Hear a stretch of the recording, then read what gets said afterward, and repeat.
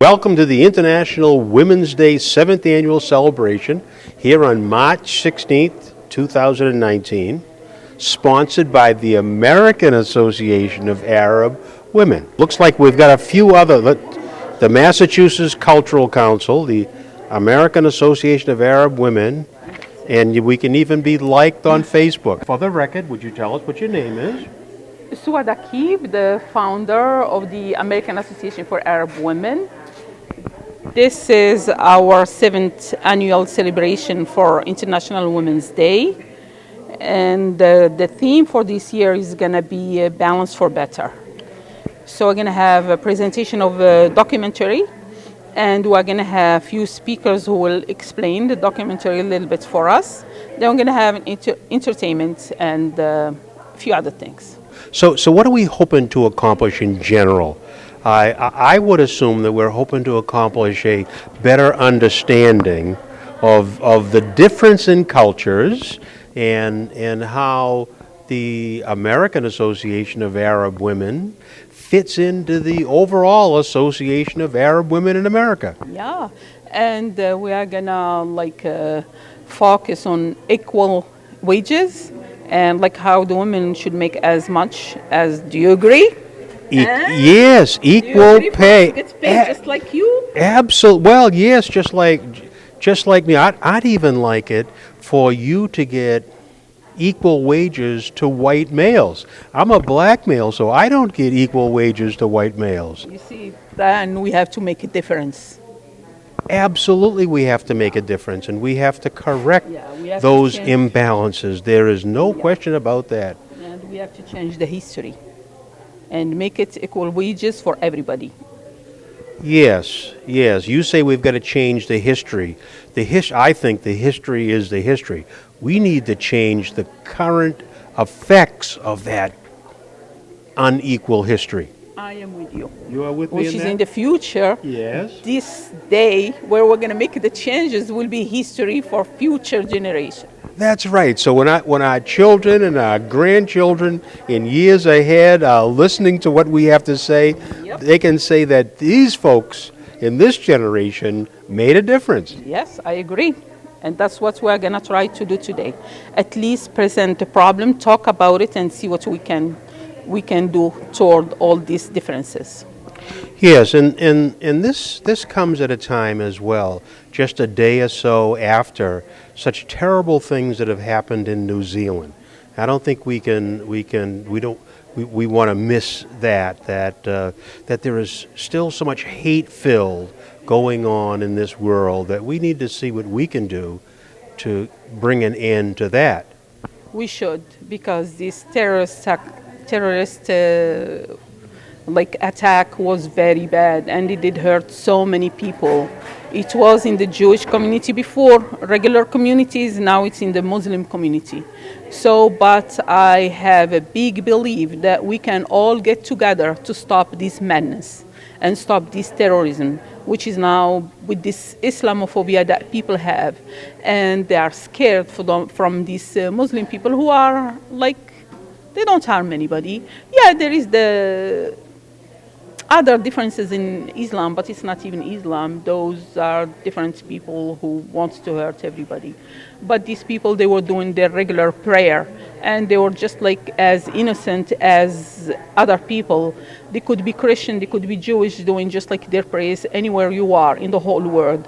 So what happened was a very sad tragedy in all the communities, not just in the Muslim community, that's why we need to get together and be one instead of being Christian, Jewish, Muslim. We need to be one because we praise the same God.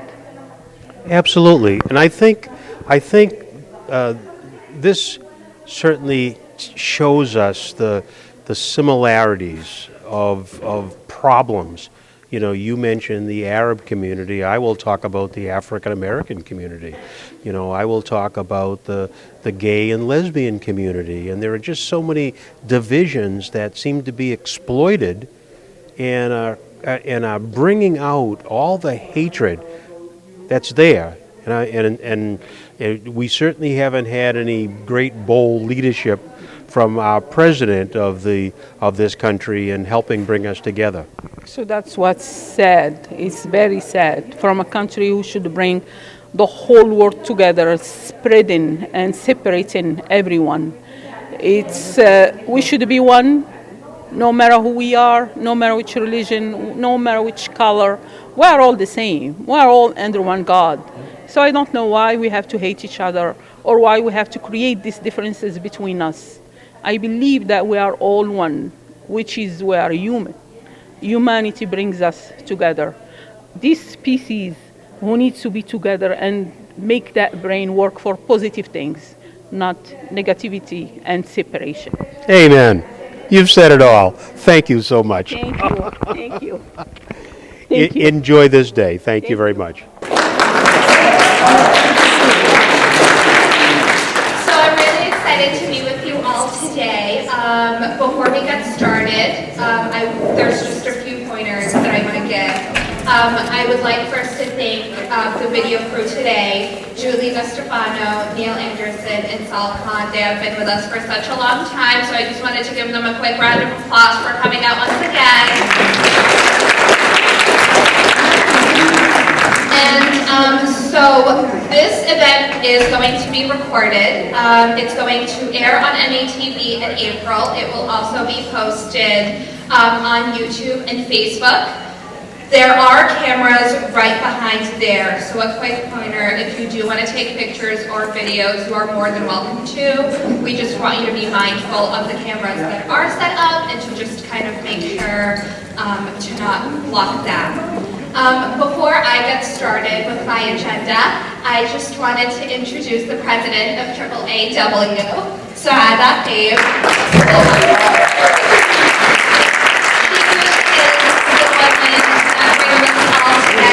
Every year. We are so grateful for her and all of her efforts. I know when you guys do come in, it already looks put together and ready to go, but there are endless FaceTimes and meetings behind the scenes, and so we just want to take a quick moment to thank her for her efforts and all of the volunteers that are with us here today.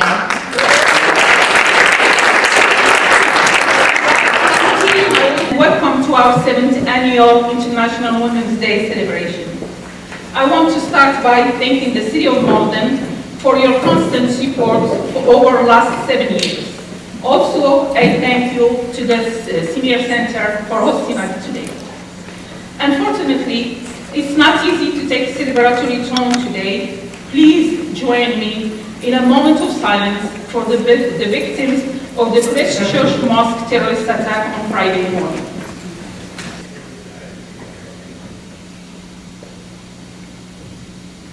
And I'm just going to read some verses of Quran on the souls we lost. Bismillah ar-Rahman ar-Rahim, Alhamdulillahi Rabbil Alameen, Ar-Rahman ar-Rahim, Malik Yawmiddin, Iyaka na'budu wa Iyaka nasta'in, Ihdina as-sirata al-mustaqim, as-sirata alladhi an'amta alayhim ghayri al-maghdubi alayhim wala ad-dallin. آمين. اللهم ارحم الشهداء وارحم موتانا وارحم موتى جميع المسلمين. آمين يا رب العالمين. We live a world now that is more connected more than ever.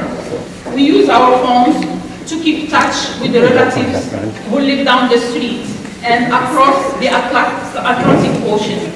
Many of us do our jobs from our computers. Most of you probably heard about this event online. But even before the internet, we used the phone, and before phones, there were letters and messages and stone slabs. We as species have been making connections since before civilization began. We rely on each other, whether it's small business owner who lets you buy eggs and bread on credit, or the neighbor you can rely on to watch your kids. We need each other. For us to move forward as a species, we have to move forward together. We have to support those who haven't had support before. That's what Balance for Better means. We need more women CEOs, yes. But we also need women who are not CEOs to make as much as their male equivalents. We need low-income women.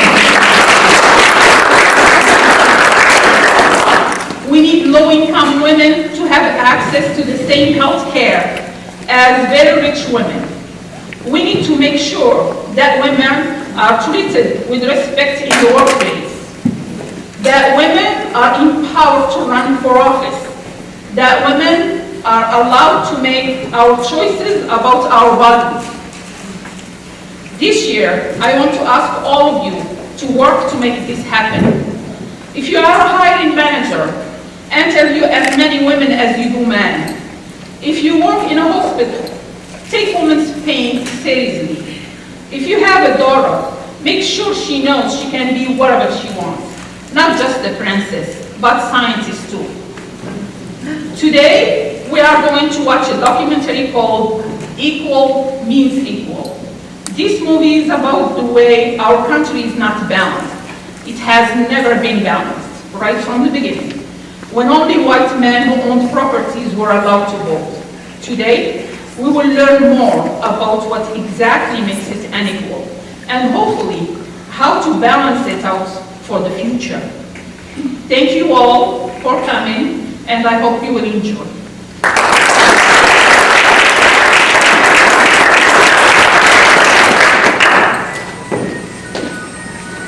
Thank you. So before we also get started, there were a few people that we wanted to thank for also joining us today. It's kind of a running list, so if you just want to hold your applause until the end, and we can give them all an equal big round of applause.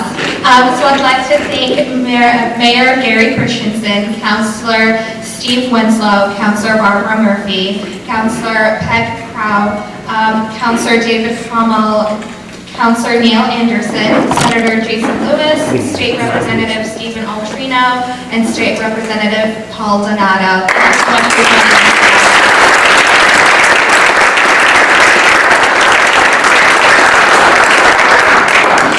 So the theme for International Women's Day of 2019, sorry, I'm still in 2018. The International Women's Day theme for 2019 was Balance for Better. With the hashtag A Balanced World is a Better World. It called for gender-balanced boardrooms, gender-balanced governments, media coverage, a gender balance of employees, gender balance in wealth, in sports coverage, and so this really kind of leads us to the documentary that we'll be watching today. Equals Means Equal.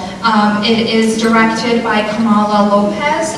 She is described as an actress, a political activist, as well as a director. It is described as a documentary that offers an unflinching look at how women are treated in the United States today. It examines both real-life stories as well as precedent-setting legal cases. It uncovers kind of almost how outdated and discriminatory attitudes inform and influence seemingly desperate issues, and no matter how old they are, they still kind of run within modern day society. It's going to cover many, many topics, but the topics that we really will be covering today are discriminatory wages, international women's rights, female poverty, domestic violence, sex trafficking, and as well as female incarceration. The first part, I believe, will be about 14-15 minutes, and it really will be taking a really intricate look at the wage gap.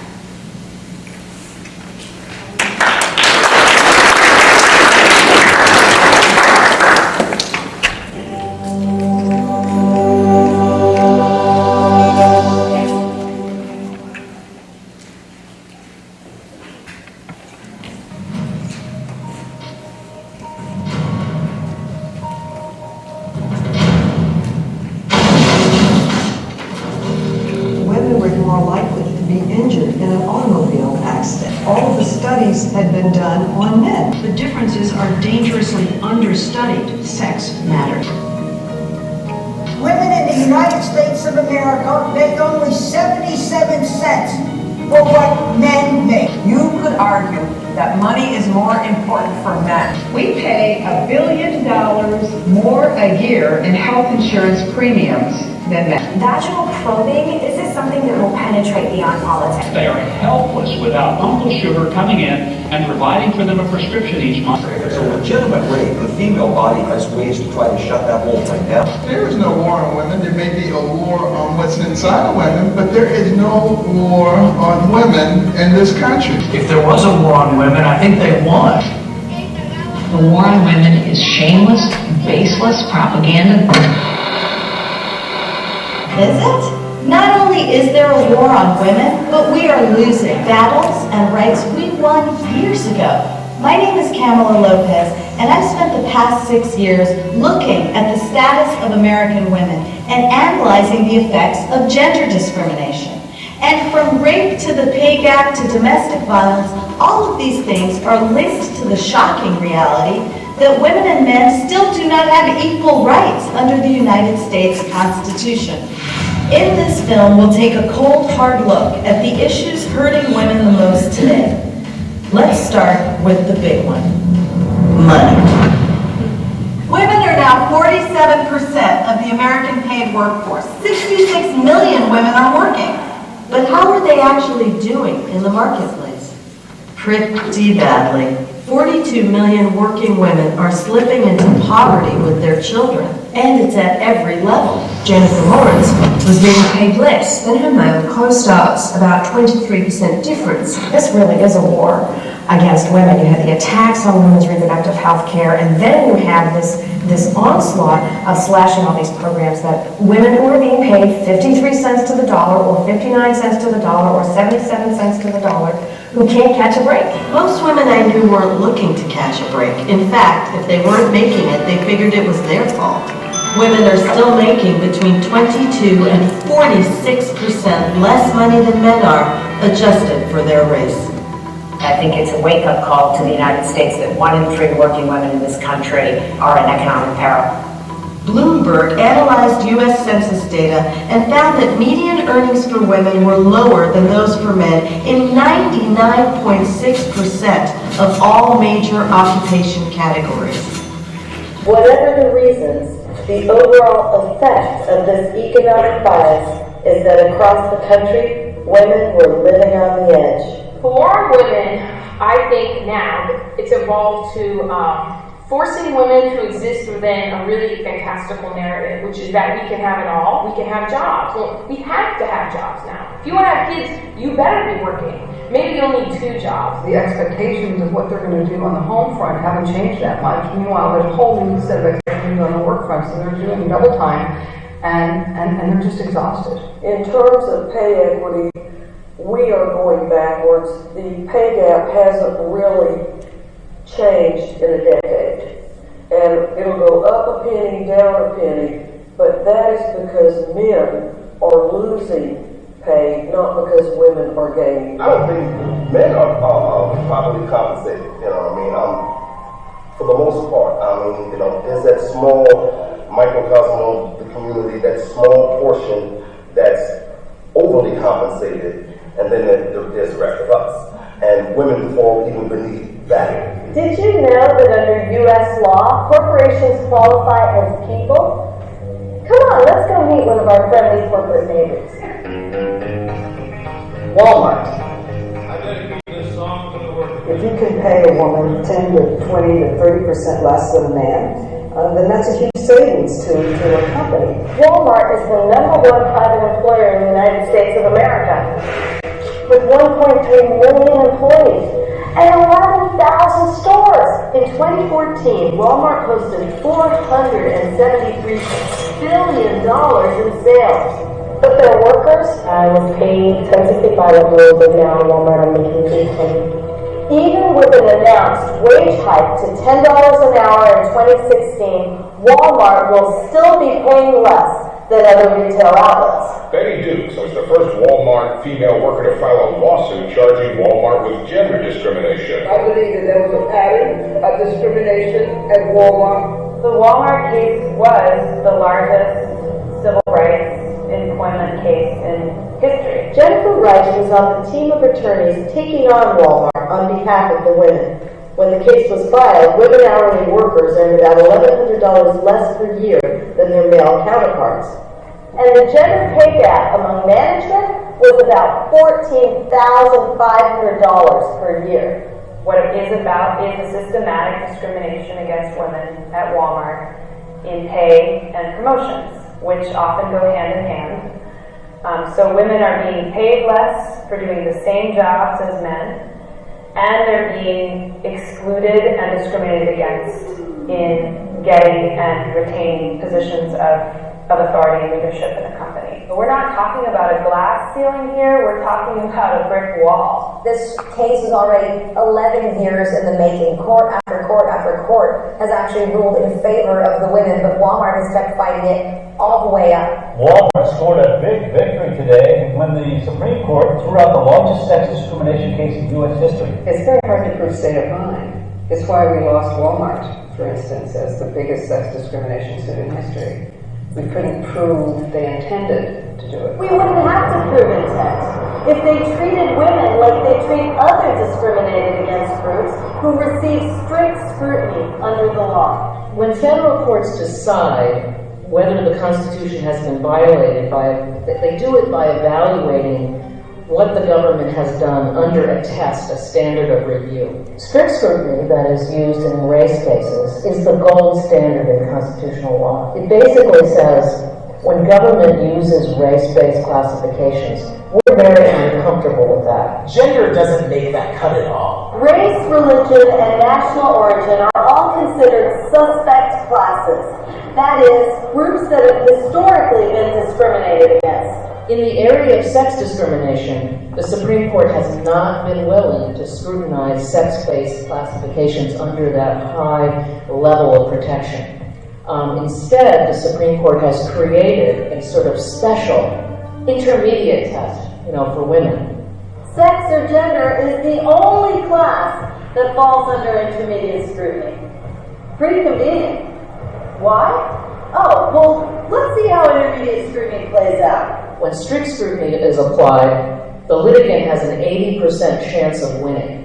When intermediate scrutiny is applied, the litigant alleging sex discrimination has a 50-50 chance of winning. So that is, they're just as likely to win as they are to lose. The Supreme Court ruled unanimously today that the lawsuit against Walmart stores cannot proceed as a class action. We have decision after decision coming down from the Supreme Court that seem to indicate that the problem is people using the laws too much. That we need to somehow make it harder for people to get to their day in court, rather than make the laws actually work for people. It was simply too many women with too many different accusations. Justice Scalia called it unbelievable. Justice Scalia said, I love this, despite statistical and anecdotal evidence. I only got my law degree watching Law and Order, but isn't statistical and anecdotal evidence another word for evidence? A lot of people don't realize that Eugene Scalia law firm is the one that represented Walmart at the Supreme Court. That's Antonio Scalia's son. I'm really lost here. Do American women have protection from discrimination in the workplace or not? I happen to believe we have protections under the Equal Protection Clause of the 14th Amendment. We have a body of law that has been cobbled together derivatively using the 14th Amendment to the Constitution, its Equal Protection Clause, to grant us certain rights. And those incremental pieces of legislation are the foundation of the modern women's rights movement. Title VII is our main employment discrimination law. And on paper, Title VII of the Civil Rights Act of 1964 bars all discrimination in employment, including hiring, firing, and promotion. But the number one workplace problem that women still face is harassment because of their sex. So obviously it's not working. Why? There's no teeth to it. It actually makes better business sense for businesses to ignore it because the few times they get caught, the penalties are very small.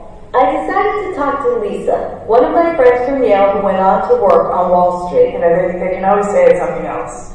And in my business, you don't usually fight them on it because it's a losing battle in a man's world right now. You know, you might win a lawsuit, but you never work again. And the employment guarantee, which actually passed in '64, Title VII of the Civil Rights Act, it's just a statute, and it's been reinterpreted. In fact, just a little bit ago, just a few years ago, the current court gutted it in what was called Lilly Ledbetter case. At the trial, the jury found that Goodyear had discriminated against me in violation of Title VII. The Supreme Court took it all away. But it was always interpreted Title VII meant that if you got a discriminatory paycheck, in other words, you were being paid less than a man, simply because you were a woman, and you could prove it, that was a violation of Title VII. Then came the brilliant current Supreme Court majority, and it said, oh, wait a minute. Title VII meant that you really only had 180 days to file a case from the day you were hired. So where did they come up with that? Because there is a 180-day clause in it, but that's on the basis of a discriminatory act. In other words, if you now know you've been discriminated against, and it just happened, even though you were hired maybe 10 years previously, you could still file. But they said, no, it has to be from the day that you were hired, from your first paycheck. Well, what if you don't know it? Oh, guess what? Lilly Ledbetter didn't know it for 29 years, and they ruled against her. She won in the lower court because it was always interpreted that each paycheck was a discriminatory act, and that it could not only go forward, but it could go back from the beginning of that discrimination, right? So they came along and said it had to be 180 days from the day you were hired. So they gutted the act. That, you know what I mean by gutted the act? They kept it on the law, on the record, but it doesn't mean anything. Because in the first 6 months, you can hardly find a bathroom, let alone that you've been discriminated against. We had to go back to Congress to pass the Lilly Ledbetter Fair Pay Act, which was the first act signed by President Obama, to correct that Supreme Court decision. That's what we've been doing for 40 years. You pass a law, then they gut it, then you have to reinstate it. So basically, Title VII is legal Swiss cheese. Tell me we have something else. We have a federal statute, the Equal Pay Act.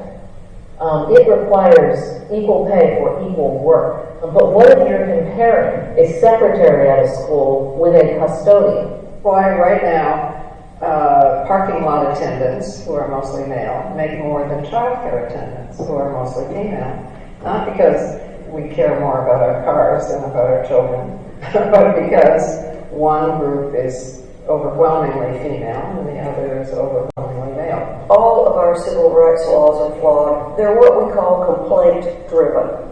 They do not compel an employer to do anything except sit back and wait to get sued. What the law says is discrimination is prohibited. It doesn't say you must pay women and men the same, for example, or promote women in the same numbers. How does that translate? The woman has to prove that she was discriminated against. The corporation doesn't have to do a darn thing, but let its lawyers drag things through the courts for 10 years or more.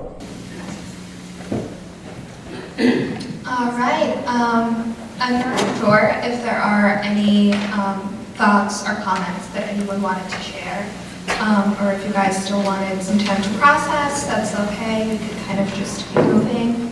But if at any time someone feels like they have something to say, please feel free to share your thoughts. So we're actually going to talk to Marcel for a little bit, but before we do that, you guys know that we always kind of like to keep these things fun, so we do have a little game going on. They are questions, mostly obviously centered around International Women's Day. The first question I think is a fairly easy one, so I'm going to ask for hands to be raised, and I'm just going to pick the first person who raises their hand.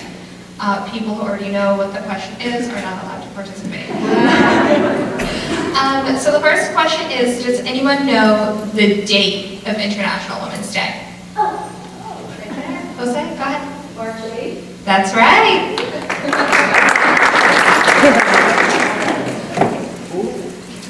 Do you want to just keep your hand raised a little bit and then they'll find you? We have a little gift to give you.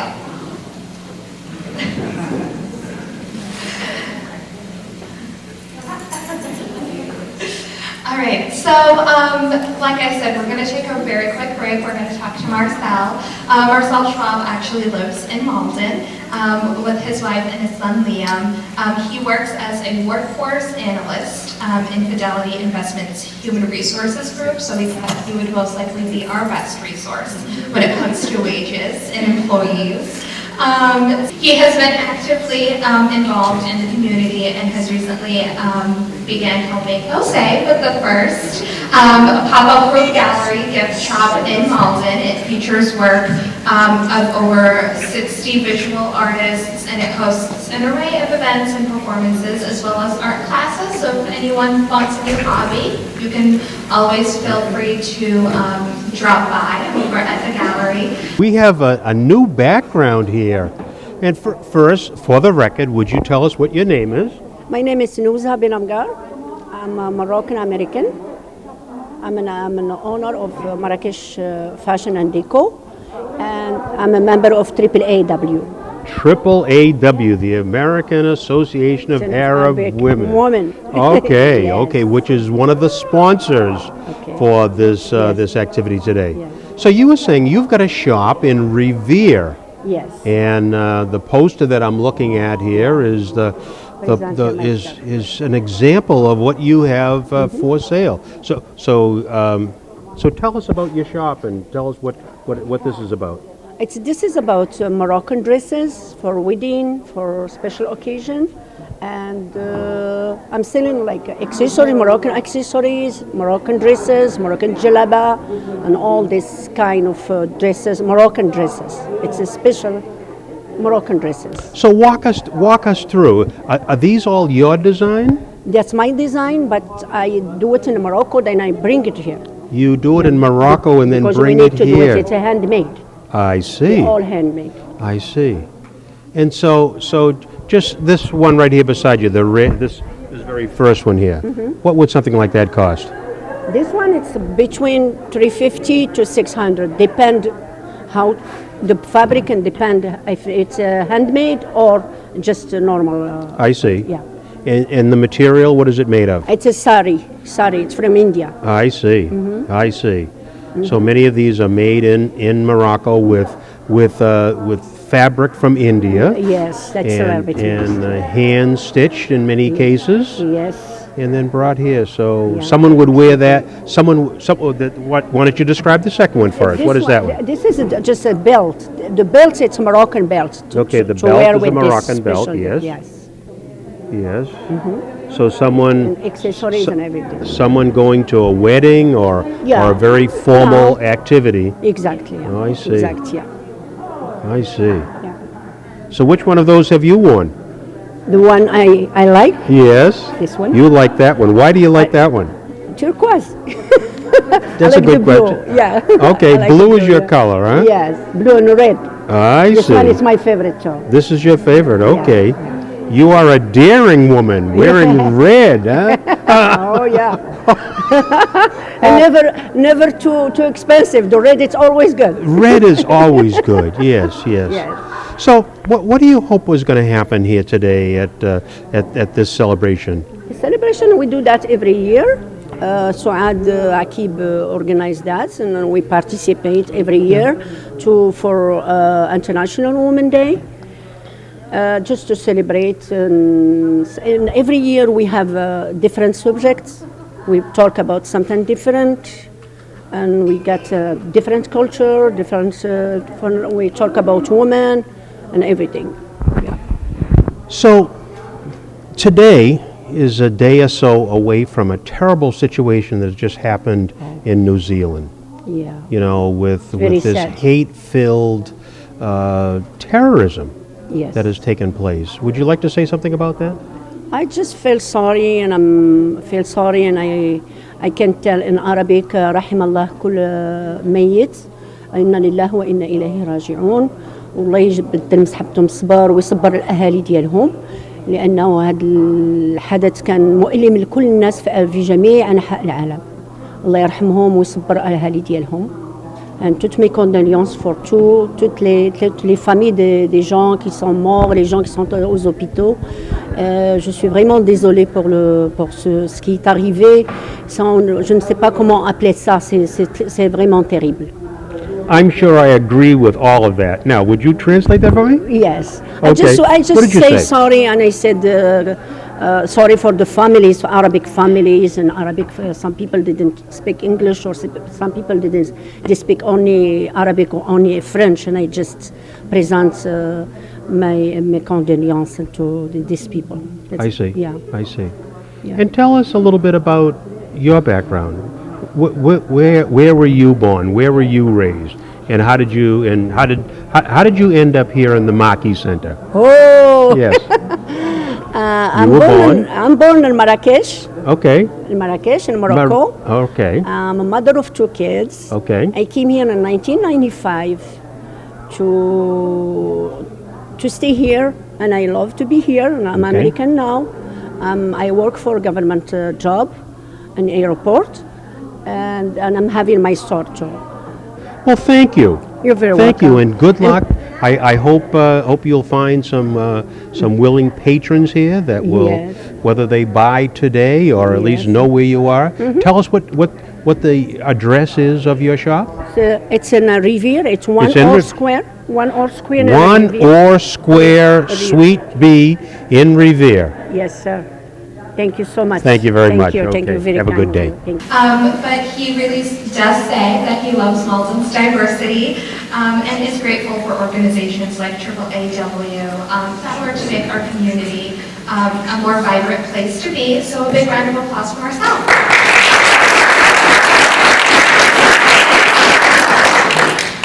Thank you for having me.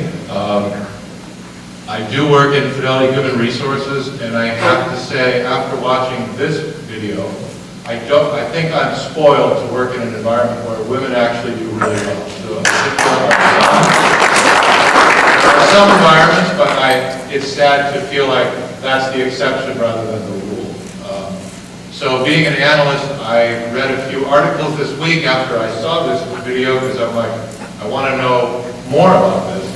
And the one thing I learned that I want to share is, so it's not just a problem, they sort of mentioned this, women tend to get paid, in some cases less than men for the same job, but I think an almost bigger problem, and especially in certain industries like retail, one of the articles I read is talking about retail and services jobs, is the promotion problem. And especially the first promotion. So if you are an entry-level worker and you need that first promotion to start getting into management, women get passed over so often that they are now behind. It takes them so much longer than a man to get to that first management position. Well, think about how that affects all the rest of the rungs of the ladder. So we really need to fix that pain point to really make a dent. And this article had about 12 practices for companies, which range from their diversity task forces to company policies like work-life balance. We don't want to make women choose between family and work by giving them enough time off. And then career development, mentoring, and so all these stuff are pretty straightforward. So there's tons of data now that prove that companies are more profitable if they embrace diversity. So this is like really stupid what's happening now. It's actually not a smart mentality for a company to have, but they sort of hold on to it. One thing that's happening that might be very American is we have a huge number of institutional investment firms. So if you invest in a mutual fund, if you have a pension, there's a pension fund. We have professionals that manage trillions and trillions of dollars, and they buy the stocks of all these companies. And they have huge amounts of money, but in the past they've been very passive about how the companies ran their business. But now they're starting to get really active. And one of the mutual fund companies that I know about, there's a statement from the president that just came out, and he said, "We invest in companies that we have determined are leaders in advancing women and gender equality. We invest in companies that are developing solutions to address climate change and other global resource challenges We press companies in our investment portfolios to improve their board diversity, to embrace equal pay for male and female employees, to reduce their carbon footprints and improve sustainability. So, in our capitalist country, I hate to say it, but trying to get the federal government to do all the stuff that they should be doing is often like pulling teeth, right? But when large money managers start using money for good and start using money and say, we're going to dump our 1 million shares of your stock if you don't change, that will get the board's attention. So I think we're seeing that this is a really recent trend. I think State Street just jumped on the bandwagon and they're a huge money manager. So anyway, I feel like there's, in America, our culture, we're so money focused, money talks, right? One question I have for you guys that I was just wondering about was, if you grew up in a different country, how does your country view work and gender? Because I feel like we sort of have a very American version of how this all came about, you know what I mean? So I don't know if anybody who grew up in a different country wants to just comment. Is it similar or is it very different, this whole work and gender thing? I was looking at how I grew up in Morocco, and my experience was limited with my family, women working as school teachers. And it was very transparent. It has to do with which radio you teach, and there is, we call it a shell. So it is a scale. And then depending on which grade, how many years of experience, you know what the salary will be. So it was very transparent. So if you want to make more money, you have to take more tests. And you see. So at least that's how I was growing up. Were there also male teachers or Yes, only? yeah, it has to do with how you score. So it was equal. So it was an equal situation. For education, that you said, watching my mom making more money than other male or other female because she has to take exams. And based on that, it's equated to the number, and that's how you get paid. So it was very transparent, at least. I don't know now how it is, but that's 30 years ago. So my name is Francis. I grew up in China, and at that time during communist country, but communist dress like everybody is equal. So there was a slogan called "Women carry half of the sky." So it was never ever this discrimination in terms of the obvious mode that women are discriminated. So in this sense, the women are quite equal to the men. And has never heard that woman makes less money than the man. So in this sense, it's quite important. I'm speaking on behalf of my mother, who comes from Sweden, and when she came here in 1962, she was horrified at the level of American lack of equity in terms of pay, and that a woman would marry to get the MRS degree, Mrs. So she married my dad, Frank Mannheim, so she was termed Mrs. Frank Mannheim as opposed to her name. So everything about from pay to how women were regarded. And when she grew up, oftentimes, even though she was born in 1940, oftentimes women would marry.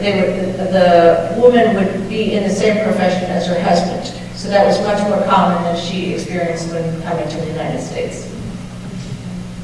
My name is Layla. I'm originally from Yemen. I remember after I graduated, me and one of my friends, and we applied at the hospital. I work as a medical technologist, and we were very close, and we shared this kind of information about the pay, and it didn't come to my mind that we're going to be different in salary or anything, but we get the same. In fact, after a couple of years, it depends how much you work and you get raised. So I get more salary than him, which is, but it didn't come to my mind that I'm going to be different than him or question like that. So it's the same. We start the same. Yeah. Sorry, do you mind if I want to share on behalf of my mom, who's actually in the audience. So sorry, Mom, if you don't want me to say this, but I'm going to anyways. For about 5 years of my childhood, my father was here. My mom, my brother, and I were in Morocco. My mom was an administrative assistant. I think would be like the best like translational job description. So my mom supported us off of her own salary. My dad was supporting himself here. My mom was supporting us in Morocco. 2 kids. We both were going to private school. We'd take vacations. We'd go out on weekends. And that really was based on just her salary. And we weren't living with family or anything. My mom owned her own apartment. And so, I mean, I don't know the exact number that she was making, but I don't think that a lot of people, a lot of single women, a lot of single mothers in the United States feel like they can support 2 children and provide for them how they would like to provide for them based on an office salary. I think that's something hard that a lot of women aren't able to do. And so,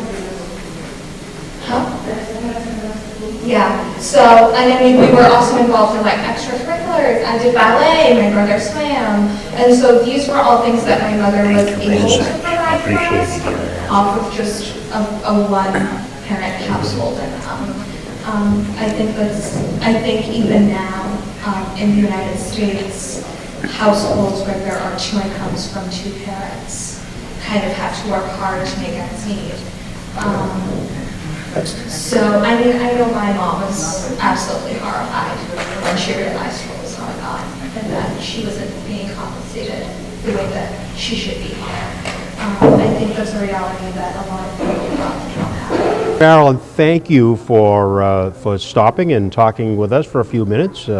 We're here at this event, which I understand you're a panelist of this event. Yes, I am. So tell us what you're going to be talking about.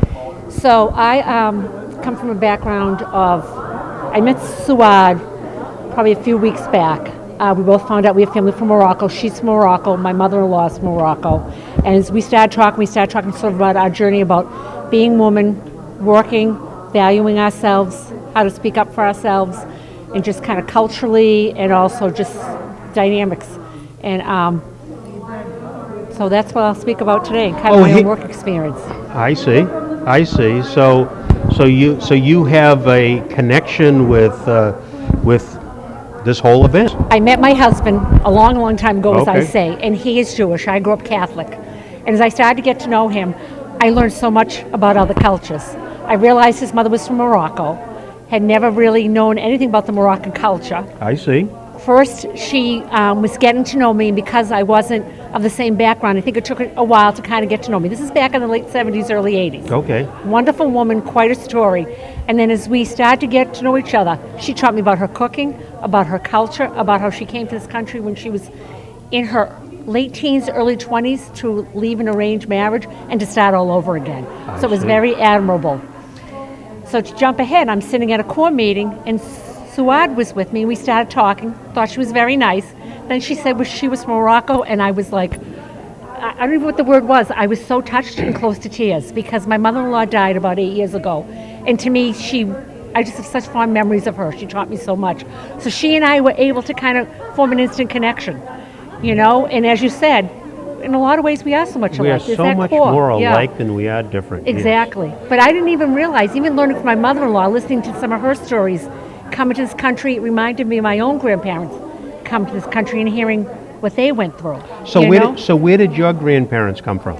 So on my father's side, they're from the Azores, which are islands just off of Portugal. Yes. And on my mother's side, they're from Ireland, so Okay. County Clare and County Roscommon. Okay. So, We have this dialogue coming from our president of the United States, which is talking about so much anti-immigration, and here we are a day away from a big celebration of Irish immigration into this country. and I hope this sounds okay, but when I was younger growing up, I grew up in a town that was mostly, very similar, either Irish or Italian. So to me, immigration was Irish and Italian, Yes. Portuguese.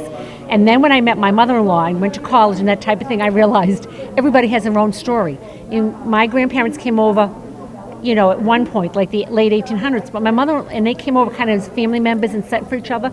My mother-in-law came on her own with $30 in her pocket, not knowing what would happen, you know, but believing in a dream.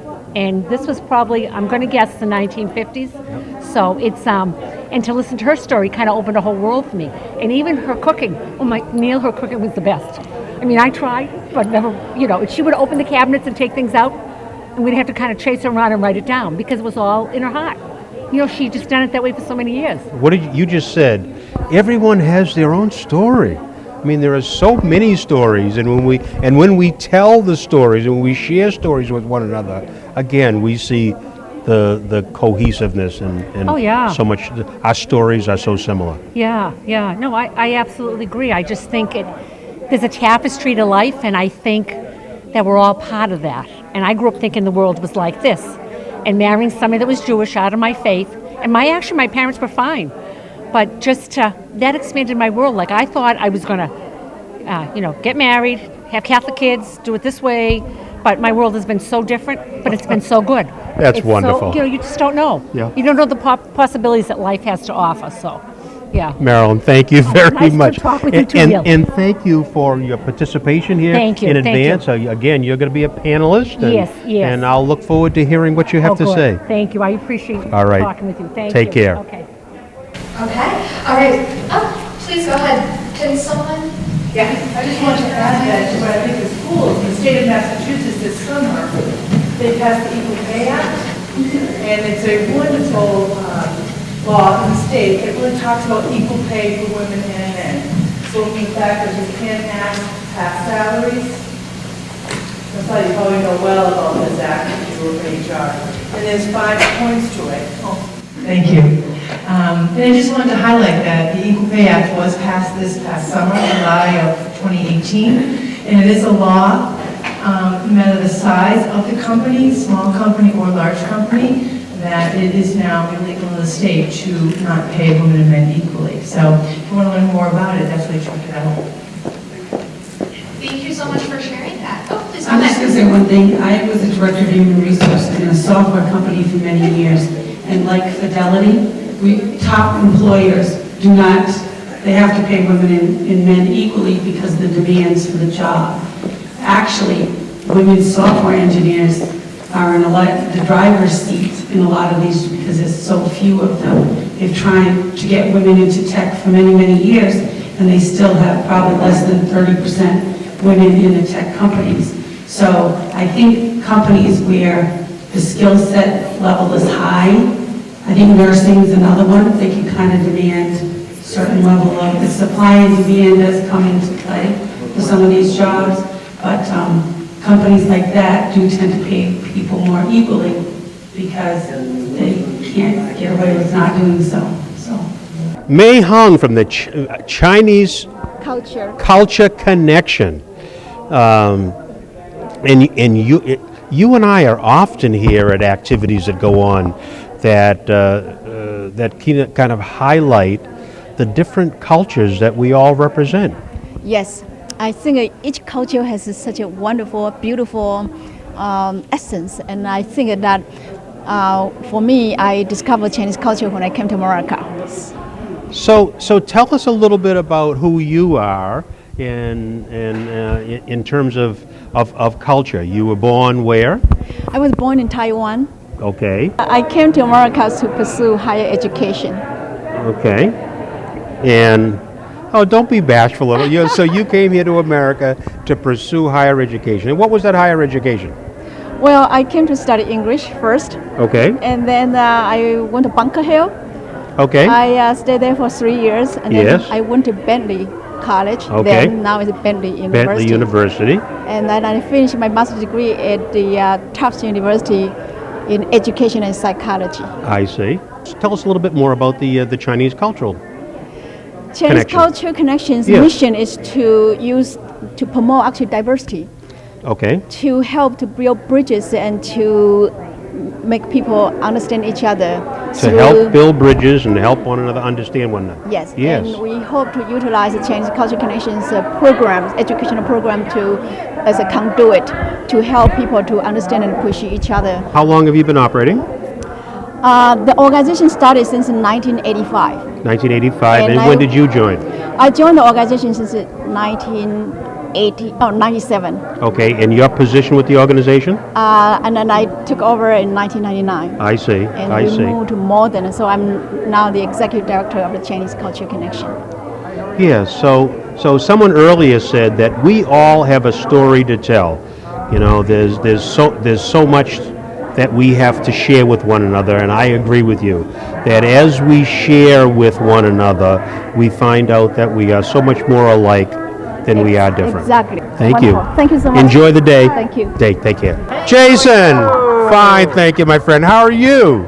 Very good. Well, Thank you. welcome to International Women's Day here. Glad to be here. And I know something about your story, so you are an international guy, right? So for the record, for those few people who may not know who you are, would you tell us who you are, Senator? I am privileged to be the state senator for the city of Malden and several other communities in this area. Yes, and so this is an International Women's Day. Tell us a little bit about your international history. Right. I think that's just so fascinating, so well, please. thank you, Neil. So some people may detect I have a little bit of an accent. Not bad. Some don't notice any accent, but I came to America when I was 12 years old. So I was actually born in South Africa. And along with my parents and two sisters, we were very fortunate to be able to emigrate to the U.S. Back in 1980. I think one of what I found so compelling, you were a speaker at our Martin Luther King ceremony back in January, and Senator Martin Luther King obviously centers around the civil rights movement, the icon of the civil rights movement. And your comment had, and I might be paraphrasing, but your comment had to do with having grown up in apartheid South Africa. Yes. You were able to see the horrors of that apartheid America. So true. You know, I mean, there's plenty of racial injustice to go around, and we've had our fair share in this country. But at that time in South Africa, you know, in the 1960s, 1970s, well, even through the 1980s after my family left, you had a form of government which institutionalized racism. The whole apartheid government was based upon white supremacy. I mean, white people were the only people who had the access to vote, controlled all the government, all the institutions, and that kind of impression and injustice was left of seeing that up close. Left an indelible very mark, strong huh? mark on me, and yes. That's why one of my thing as a state senator, I'm very committed to issues of human rights and civil rights and social justice, whether that's aimed at helping people of color or helping women or people of difference. People are LGBTQ or just generally of difference. Yes. Well, this is the day for us to share information together, to learn much more about one another, and to celebrate International Women's Day. So, yes, Senator, thank you very All right. much. And also, if I could just add, because I'm going later this afternoon to a vigil for the horrific shooting that took place yesterday at a mosque in New Zealand, and we all stand together, I think, in condemning these horrific acts of hatred and violence, whether it's directed at Muslims, whether it's directed at Jews, whether it's directed at African Americans or any group of people. So thank you very much, Councilor Anderson. All right, Thanks thank for you, your Senator. leadership. All right, take care. All right, so the second part of the documentary, we're going to talk about international women's rights and CEDAW. I'm going to give you a quick kind of overview because I didn't know what this was. CEDAW stands for the Convention of Elimination of All Forms of Discrimination Against Women, just because it recently has come to light that the Constitution doesn't actually protect you from not being able to have equal pay. So this is kind of like a treaty that will help give that right to women everywhere. We're also going to, I think if we have time, go over female poverty, as well as the defunding of the Domestic Violence Act. Before we start, I want to give a very important trigger warning. When this starts, there are violent and graphic images. There may be some profanity, there will be some images of domestic violence, as well as some coverage of sexual assault. If anyone feels like it really isn't for like the soft-hearted, it was really hard for me to watch, to step out for a couple of minutes. The exit is right back there. Feel free to take some time. Or if you feel like this may be something that you can't watch, you're more than welcome to kind of just take a few minutes to yourself, and there are people back there that will kind of gesture you back in when we're ready to have a discussion again. How is it that women are a group, which we're not really a minority, because in numbers we are a majority, but how come after 4 we still don't have the equal rights of women, and it's still okay in a way to discriminate against women? Most economists and sociologists say that you need a 30% floor to really have an impact. Well, I think we have our work cut out for us. If you don't have people making the key decisions about culture, media, politics, religion, you can't change things. Well, how do we change things if we have no power? A constitutional amendment is a guarantee. You have a bad election, they can't take away your rights. It's the guarantee from one generation to the next. Women don't have that. Equality of rights under the law shall not be denied or abridged by the United States or by any state on account of sex. I don't know what the ERA is. I don't know. Still thought it was a brand of laundry detergent endorsed by my pal Chuck Norris. But most? That's a good question. I have no idea. I think it's on the older feminists. We didn't tell our story. We were so upset and hurt when the ERA did not pass. We all went home and sat down and cried. But we didn't tell the story. The original Constitution, they purposely excluded women. That's the history. We can deny that it existed, but it did. This Constitution was written at a time when we had slavery, and the status of wives, the legal status of wives, was the model for the legal status of slaves.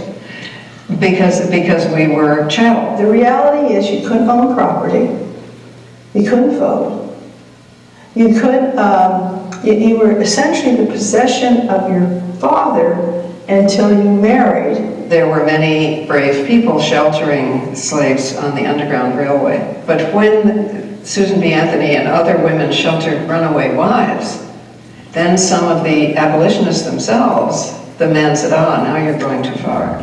They really do belong to their husbands. The new 14th Amendment guaranteed the right to vote regardless of race, but only for men. Black women, and all women, were not given voting rights. It also added the word male into our Constitution for the first time. And here's the kicker. In 1886, the Equal Protection Clause of the 14th Amendment was found to protect corporations.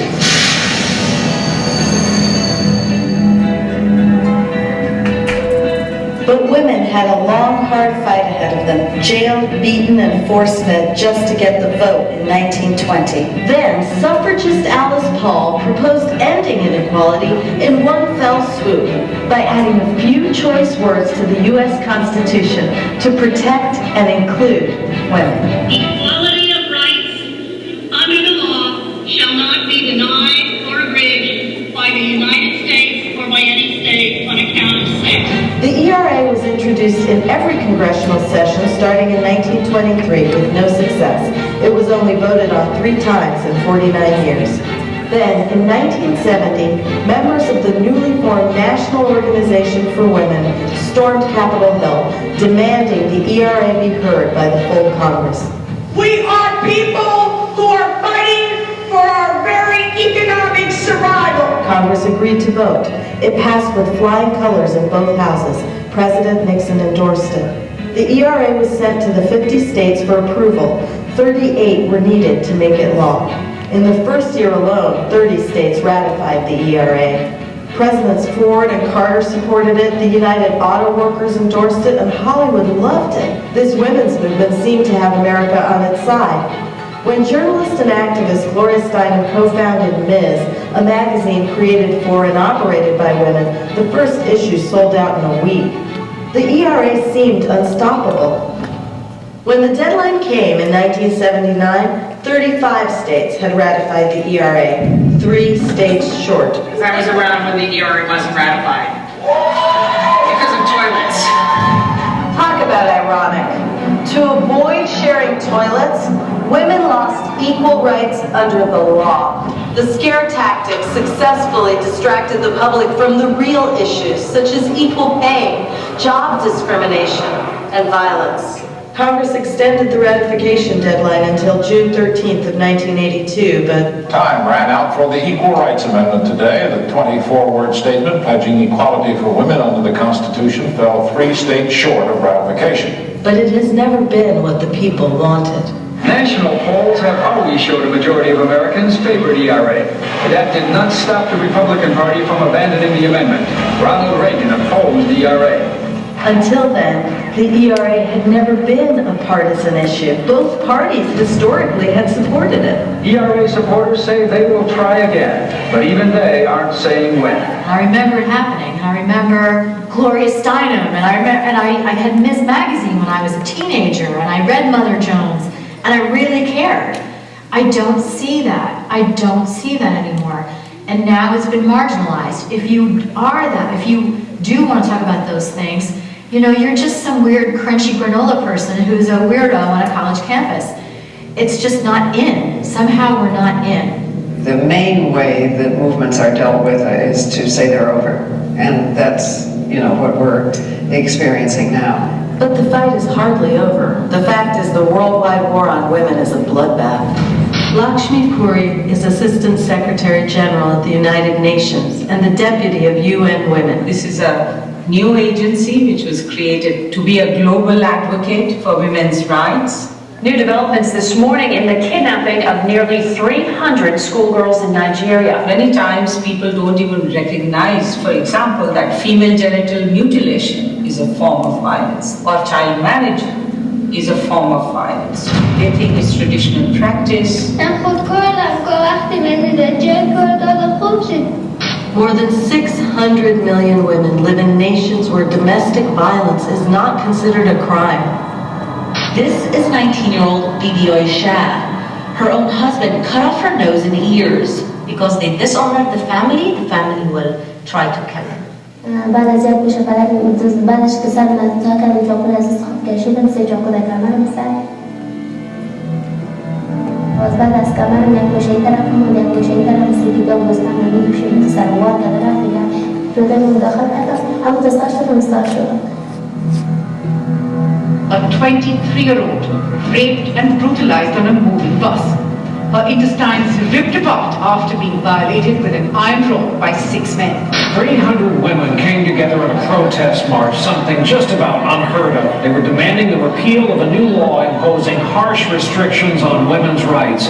But then the marchers were set upon by a mob of about 1,000 men. In many countries, women and girls suffer unfathomable atrocities. When you have a population, 50% of a population on their knees, it is very easy for extremists, tyrants, to take over a country. They have a ready-made enslaved population. I met with international activists, including Ugoji Eze, who had been working with the United Nations. I went and spoke about child soldiers. Somebody in an audience who was an American could not really comprehend what I was talking about to me and said, oh, a child is basically a soldier. I said, no, they're forced, the females are being raped. You find that the Americans that don't know what's going on outside the United States. Okay, so now that we know, what should we be doing? Most experts believe the answer lies in an international treaty called CEDAW, the Convention to Eliminate All Forms of Discrimination Against Women. And it is what is called the Women's Bill of Rights. It is a visionary document because it looks at all dimensions of women's lives. It doesn't say we need to be equal to men, doesn't create a male standard for equality, but says what does it take in terms of public policy to make certain that women can enjoy all the privileges of being human beings. Which means that there has been historical inequality. So in order to level the playing field, you need to give special support. For example, it says there should be 33% critical mass of women in parliament. The objective is parity, 50-50, but at least 30%. With pressure from the United States after we invaded Afghanistan in 2001, we obligated that country to try to have 25% of its Lloyd Burger or its national legislature be women. We don't have 25% of our own Congress. It has been signed by 187 out of 193 countries in the world. There are only 7 countries that haven't ratified CEDAW. 7 out of 194. There's Iran, Sudan, North and South, Somalia, Tonga, Palau. Oh yeah, us. The United States. I spoke to a diplomat and I said to him, why is it that your country has not ratified CEDAW?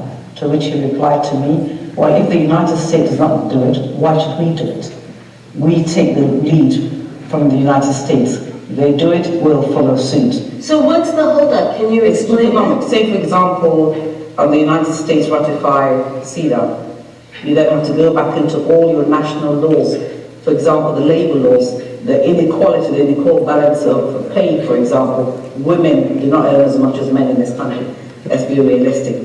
You have to go back into national laws and change them to be in conformity with international law. Where are the women? Women's poverty rates are at historically high levels, substantially greater than men's. And today, despite the Dow at historic highs, 1 in 5 American children go hungry. Oh, all right. So I have the pleasure of talking with my colleague on the Malden City Council, Councilor Barbara Murphy, who is City Councilor of Ward 5. And we also often find ourselves here together at these different events. Which is actually wonderful. I love this event. It's just so nice to see all of the, women and men come together for women's issues, whether it's locally or globally. It's so important to us, to stand with the united front to make sure that, women are appreciated and also given opportunity to move forward with their lives, whether they're, a baby or an elder. So yes, and you make a good point. This is good for women and men. Absolutely. Because us men need to be awakened in many instances. And I think it makes women feel really good to know that their male counterparts, really understand some of the issues that are facing us and are supportive and are out there in the public eye, to basically say, yes, this is a great venue and we need to do more of this to bring issues to the forefront. Yes, and I would just embellish that and say that we just don't need to be talking to ourselves. We need to help enlighten others who may not have thought about the differences and the advantages that some group have over another. Absolutely. Yeah, because there are groups that have disadvantages, that not everyone is playing in the same playing field. That's true. That is definitely true, and it goes by many different segments. Whether it's male versus female, whether it's color, ethnicity, gender, yeah, that's right. versus ethnicity, whether it's where you live.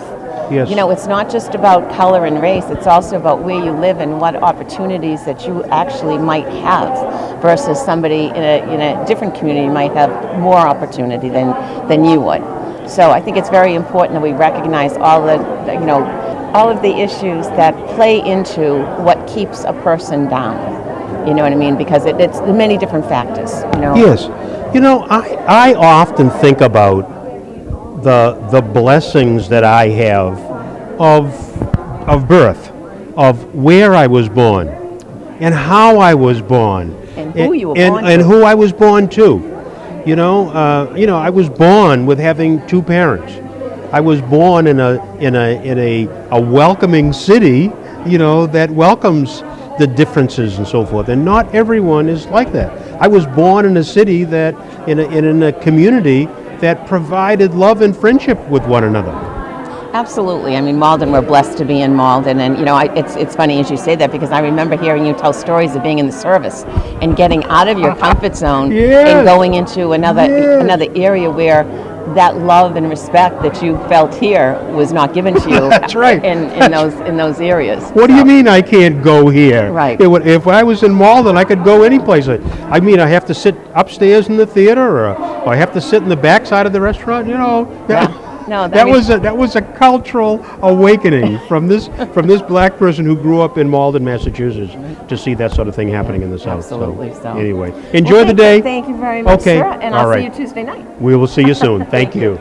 So, Steve, thanks for being here, and thanks for spending a few moments talking with us. And it's so nice to see the diversity of people that are here today. Very good. It's a great day, not only for International Women's Month, but it's great to celebrate the diversity in Malden, and it's something I brag about when I'm at the House of Representatives. And but these events are important for me too, because the more people I meet from our community, the more I get to know about our different cultures, so I can represent everyone just as well. So great point. Great point. Yeah, I was talking with somebody earlier who were talking about how an event like this brings people who represent different communities. Right. I represent the African American community. I know you've been such a leader in the Italian American community in St. Rocco's and on the city council and in education, and now as state representative. And we need to know more about what we don't know. Right. Especially where I deal with so much legislation or budget items, how these legislations or budgetary items affect different people, whether they're upper income, middle income, lower income, different cultures, religious beliefs, you name it. We get gender equality, we've been doing a lot about sexual orientation equality, you name it, but I believe the only real way to understand that is to get to know the people. Absolutely. And this comes on, having said all that, this comes on the heel of a horrific incident that took place in New Zealand just a couple of days ago.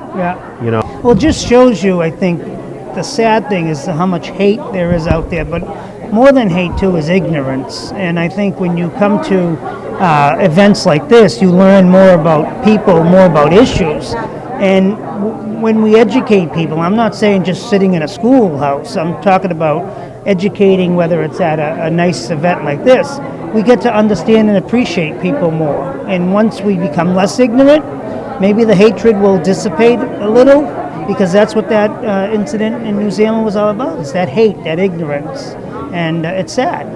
And so we all have a part to play in changing that. And the more we know about our differences, the more we recognize that we have much more in common than we do have as differences. Absolutely. So, thanks for all your Representative, work too, thank you for all that you do. Appreciate it. So we're going to talk to Marilyn for a few minutes. Marilyn has 30 years of classroom experience teaching grades from kindergarten up until grade 8. And then in 2012, she decided to start her own business and become a special education advocate because of her desire to ensure that students of all abilities have access to the same opportunities of education, no matter which community they resided in. She specializes in working with students with emotional disabilities, behavioral challenges, ADHD, nonverbal learning disabilities, as well as verbal learning disabilities, students on the autism spectrum, as well as students who have experienced trauma. She is on, she's the president of the Malden Special Education Parent Advisory Council for 11 years, and is currently on the board of directors for St. Anne's Home and School in Methuen. She lives with her husband Ed in Malden and 2 of their boys, who she says have taught her more in life than she ever expected. So we're just gonna talk to Marilyn for a few minutes.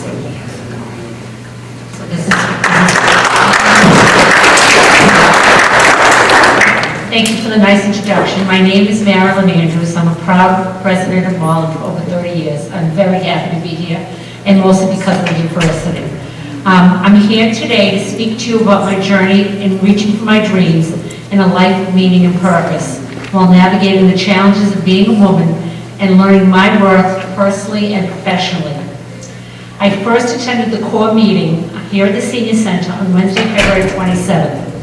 I joined a discussion that was in progress. After a few minutes, a woman next to me started to tell me of an experience with one of her daughters in high school. She told me she was from Morocco. I gasped and touched my heart.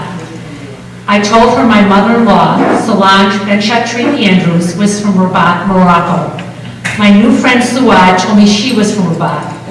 Suad and I started to share our stories and memories of Moroccan cooking. I felt an instant connection with Suad and back to my mother-in-law of blessed memory. I was so excited to speak with someone who had an experiential connection with my husband's Ed's mother. After we had spoken for a few minutes, Suad invited me today to participate on the panel. She touched me since we had only been speaking for a few minutes, and she felt I had a story to share. I'm very happy to be part of today's program, but also when she said it, I was like nervous to contribute. As a woman who first started her career teaching in parochial schools, I always felt very lucky to get a job and did not flinch at the salary. I thought it was the company's job to tell me what I was worth, not the other way around. For my first school year in the 1980s, I signed a contract as a full-time teacher for $8,300, payable over a period of 12 months. In addition to my $8,300 salary, I was financially responsible for the classroom materials and any workshops I would attend. I remember feeling this is what I should do for a job and did not deserve to ask for anything more. It was my job, I felt, was to make the salary work. As the years went on and I continued teaching, I saw many of my colleagues move to other schools with a more competitive salary. But I felt, for some reason, that I was not of the same caliber, and therefore should just accept the salary I was given. In addition, I also worked in a retail store while I was teaching. This salary supplemented my teaching paycheck. At this job, I started at minimum wage and slowly received raises with my annual reviews. After being in this store for 8 years, I was promoted to the position as assistant store manager for the night and weekend schedule. For the first 6 months of this new assignment, there was no talk of an adjustment of a salary from a cashier to that of store management. But I could still hold the responsibility of being the go-to for any issues or problems that came up in the store with employees, customers, store security, fixing the NCR cash registers, and at a moment's notice, anything that would come up. I just accepted the job and was very flattered that I was promoted to store management. I worked in this office with 3 men in my age group who were my friends. We were always very supportive and honest with each other. They coached me when it came time for my annual review as to the raise I should ask for. They shared that the quality of my work dictated that I should be paid at a comparable rate. Their support meant a lot to me. I had been reluctant to ask my boss for a raise, both because of some inappropriate comments made to me and my ability to acknowledge my value in the workplace. He would refer to me continuously as dear. My nature is to handle conflict and other difficult interactions more effectively by using my sense of humor. So after a while of being addressed as dear, my response was, I don't see any antlers coming from my head, do you? From that point on, he never called me dear. Shortly after that, we had a discussion about my salary, and I received a well-deserved increase that was comparable with my responsibilities and similar to what others doing the same job had. But this did not end. I still had to listen to comments that were sexist and inappropriate. At the end of each of my shifts, I left my boss a written summary of what transpired during the day so that he could review. At the beginning of each subsequent shift, he would say to me, "Leave me a love letter." I hated this. It was so unsure how to address it. So even though he stopped calling me dear, he found other ways that made me feel very inferior and unhappy. Although I learned over time to address this more effectively in real time, I never had a full sense of confidence working for somebody who today might be part of the Me Too movement. Now here I am before you all sharing my story. My husband Ed and I are the parents of 2 boys, 20 and 16. When our oldest son had his first pediatrician visit, our family doctor said, "He will teach you everything you need to know." I wasn't quite sure what he meant by this, but I figured I'll get it someday.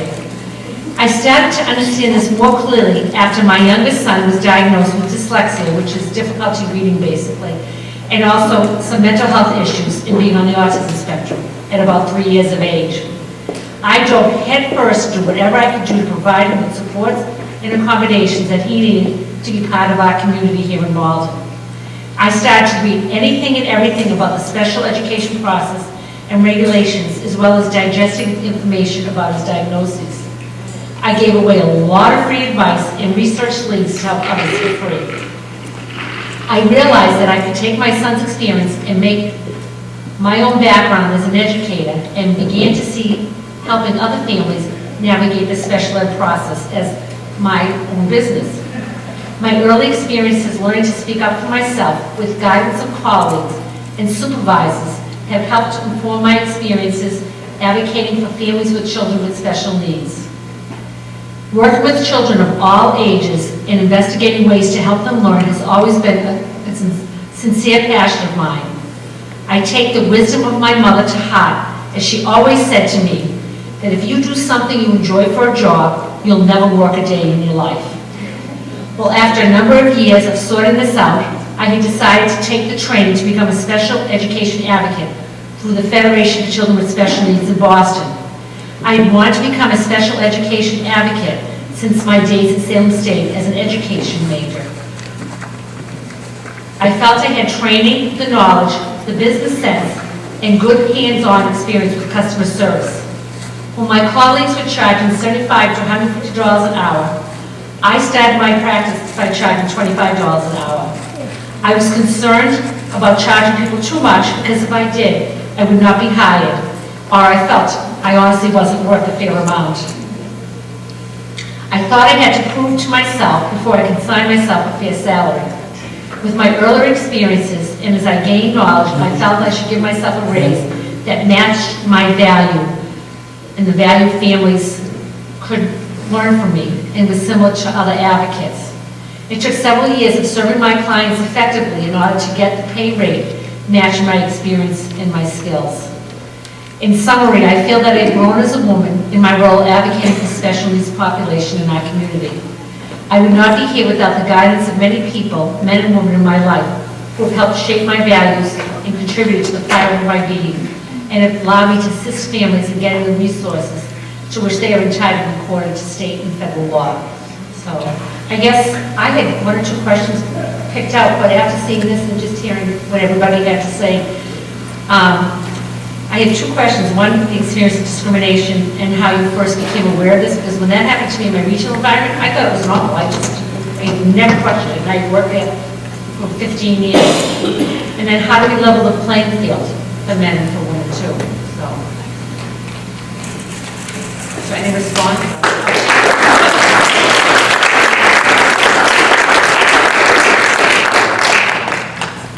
I'd love to hear what you have to say. So I recently graduated. So I just kind of got thrown into like interviewing and salaries and like money that seemed like a lot. And it was just like, I don't know how to manage money that's like this big. Right. So when I'd be sitting at interviews and I'd be like, you're going to be making blah, blah, blah over 12 months and this is your pay time off and yada, yada, yada. I just like didn't even know. But one thing I learned that was very helpful but very hard to do was to just be like, no. Thankfully, I think within our generation it's very different. We're exposed to a lot, and so I had a lot of friends being like, just say no. And so I interviewed at this place, and I really liked it. It was a great environment, but the pay that they offered me was basically the pay that I was making without a degree. And it was legitimately heartbreaking for me to say no, because I was like, if I say no, I will get nothing else. Right. And sometimes I think the best thing to do for yourself is just to say no and speak up. So when I got my offer letter, they broke down my salary to an hourly basis. And when I saw it, I was just like, I'm sorry, I can't accept this. I was just like, if you can offer me something more, then that's a conversation I'm willing to have. I was just like, but if this is where you're kind of capping my salary, there's no way I can accept this. And when I did that, I was just like, well, jobs are hard enough to find. I'm just graduating, I have no experience. And it felt like, that's it, like I'm gonna turn this down and then I'll probably never get a job that I like, that I'm gonna enjoy and that's gonna pay me enough. Thankfully, that wasn't the case. But it's funny that that's mentioned, because sometimes I do find myself sitting in my office and being like, I wonder if my coworker gets paid more. And I feel like everyone is having such a hard time breaking down these barriers of like money not being taboo. Like, asking if you're being paid less than your coworker shouldn't be that big of a deal, because realistically, you just want to fight for yourself. So I have a job that I love with coworkers that I like, and a pay that seems fair, but I always do find myself thinking, am I being taken advantage of? Boy, that's such a good point, and I think it shows the change in generations too, because I never would have said that. Yeah. You know, so good for you that you were able to go that next step. I mean, it was scary and it was hard. Oh, sure. But realistically, I think when you don't stand up for yourself, you really are just allowing yourself to be taken advantage of. Right. And I think for me, some things I realized afterwards too. Yeah. You know, like, because there is that thing, you gotta get a job. Yeah, and I think just giving yourself that self-worth. I know you did mention a lot that, you felt like, well, maybe I'm not good enough for this. Right. But what makes you not qualified? You got the degree, you have the experience, and so it really just feels like this breaking down of capable, accomplished women. That kind of really just benefits everyone else around you, and not you. Does anyone else have anything to share? Okay. Oh, go ahead. We have several issues. So solving this problem is not easy, and we have to go to the underlying causes of the problem. My observations since I started working in the US is that, especially in fields where there are predominantly females, they don't speak up, and that's the norm.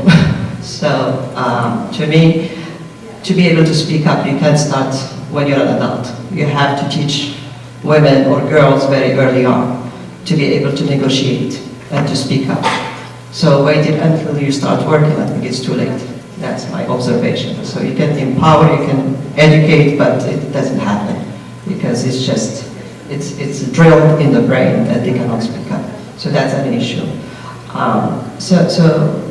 And one of the solutions we should start with is transparency. Okay, like I said, in the case of my mom, we know what an elementary school teacher make.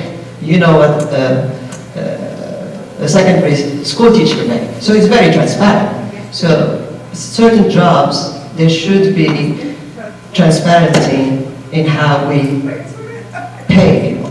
So we can start with that. But for us to expect women to negotiate at a later age, I think it's sometimes not realistic. I am Teachers Matter because I'm also an educator, and just recently you have seen the strikes around the United States about, the pay raise, and so we need to elevate the status of teachers around the world, I mean globally, and I'm a global teacher also. We're trying to do that globally. But teaching is a noble profession, but I was always underestimated and underpaid. But now things are changing, and I see a movement now, and I'm very happy to see that. And also negotiating with salary. Teachers are negotiating more than before, they were happy to have a job. Not in the public schools, or even in private schools, we are negotiating our salaries now. All right, thank you so much for your comments. So we're going to watch the third part, I believe. Oh, actually, no, we're going to do a question. I'm going to try to word this question as best as possible and in the least confusing manner as possible. Does anyone know when the first annual International Women's Day that was hosted by AAAW was? Go ahead. It was 7 years ago. It was. Do you know the year? Yeah. Thank you. Come on, join us. That's right. Yeah, it's quite funny. Well, come closer here. Okay. I'm breaking you out of your comfort zone, right? Are you out of your comfort zone? Definitely. You definitely are. Well, we'll make you feel relaxed. What brings you here today? My mom came, so I kind of just tagged along. Yeah. Is this your mom? No. Oh. We're buddies. You're buddies. Okay. Okay. You decided, or got dragged along, and that when what you? Yeah, it was choice, but Yeah. So you didn't put up too much resistance, did you? You said, no, this is International Women's Day, and you're a woman, so you want to be here and learn more. Isn't that right? Yeah. And how old are you? 12. 12. And you go to so you're in the what grade? 7th. At where? At ISB. Okay. And International, what does that stand for? International School of Boston. International School of Boston. Okay. And she's fluent in French. So that's one of. Marie, bien sûr. That's all I know. That's all I know. Well, you did pretty well there. there. Did it sound like I just rolled off my tongue like I knew what I was talking about? Oh. So I will say Cordelia is quite community involved, and in fact she was one of our youngest volunteers at the gallery. I so see. She was an enthusiastic and competent participant in our operation there. Yes. Yes. And so what do you think about an event like today? Well, for a number of reasons, it's super important. Number one, it brings a variety of people together, focused on women, celebrating women from all over the world and their journey. Secondly, it's one of the hallmarks of the American Association for Arab Women, and they're such a community-minded force, and we so appreciate that. And then thirdly, the topic for today is this documentary, which is about equality, women's equality, which is such an important topic. And we're not done with our journey on that front yet, so it's important to continue that conversation. Yes. Well, ladies, enjoy today. I'm sticking my hand out here to shake it with you. Enjoy. Thanks for spending a few moments with me. Okay, thank you very much. We have one more question that's going to be played after this third part, and then there's also some entertainment pieces that are going to be happening if you guys just want to stick around. Before we play this, there's just something very small that I want to mention. I don't know if the third part will cover a lot about female poverty, but I do know that there is a WICS table out there. Sharon, the community liaison, is here to answer any questions or give you any resources that you feel like you may need. They also do have an office, I believe it is on Commercial Street in Boston. If any of you work 9 to 5s and feel like Commercial Street in Malden, not Boston. If any of you work office hours and feel like you can't make their business hours, I do have her email. If anyone wants to touch base with me, I'd be more than happy to share it with you. But I know that they may be here for another 20 minutes. They may still be here after the event is done. But I did just want to let you know that that resource is there for anyone who feels like they may use it, and please don't shy away from stepping up if you need to speak with them a little bit. Also, another side note, the trigger warning is still in effect in case anyone needs to step out. A growing group of organizations determined to move the ball forward on women's rights here at home. Jessica Neuwirth is the president of the new ERA Coalition. I think it's where the 175 countries have either a sex equality provision in their constitution or a prohibition of discrimination on the basis of sex. One of the arguments made against CETA is that it's a backdoor to the ERA. So that's in part why I'm looking at the ERA and saying, well, let's go through the front door. Why not? Let's go through both doors. Do I see if women are treated differently than men in society? I've given that a lot of thought, and yes, we are treated differently, and I don't know that that's always a bad thing. As long as we're kind of treated, we're equal, but we're not really the same. We are different, and we have different strengths, and we have different weaknesses. I think, though, that in terms of whether or not, we can legislate our way out of some of these biases that I've seen over the years and continue to see, I don't think so. We have sufficient law to give us equal rights and to pursue anything that we want to pursue. Did you know that men and women do not have equal rights under federal law? Which federal law? No, I didn't. Recently, Supreme Court Justice Antonin Scalia said that women are not explicitly protected under the Constitution. They are not equal under the Constitution. They were not meant to be equal under the Constitution. And if the society has changed, then the Constitution must be changed to reflect that. My thought is that the fact that you don't know that, Americans don't know that, and the fact that the Constitution is the foundational law document that all of our laws come from, extrapolate that out, throw 200 years on that, and bubble it up, and this is what we're seeing. And to my mind, when you get at the root of that, it's not going to be tomorrow, but these things will start to filter out. Yeah, perhaps. No, that's interesting. I didn't know that. So, and then you're right, you make a good point that the fact that I don't know that, that says a lot too. The Equal Rights Amendment would improve life for women and men in many, many, many countless specific ways. It's not a women's rights amendment, but it's an equal rights amendment so that men would benefit from these laws, especially when it comes to their private lives involving their families and their children. The most important thing it will do, it will set the principle in stone, and then it will be a starting point. Whether it's the high school team getting Title IX funds, adequate uniform and support for travel, whether it's the rape victim who expects to have a rape kit tested. The presence of an ERA significantly increases the likelihood of a court applying a higher standard of review, which in turn significantly increases the likelihood of a decision that favors the litigant who's alleging sex discrimination. That's very, very important and valuable. Dr. King once said that we are all tied together in a single gauntlet of destiny. And he went on to say that we are interdependent and we're interconnected. Injustice anywhere is a threat to justice everywhere.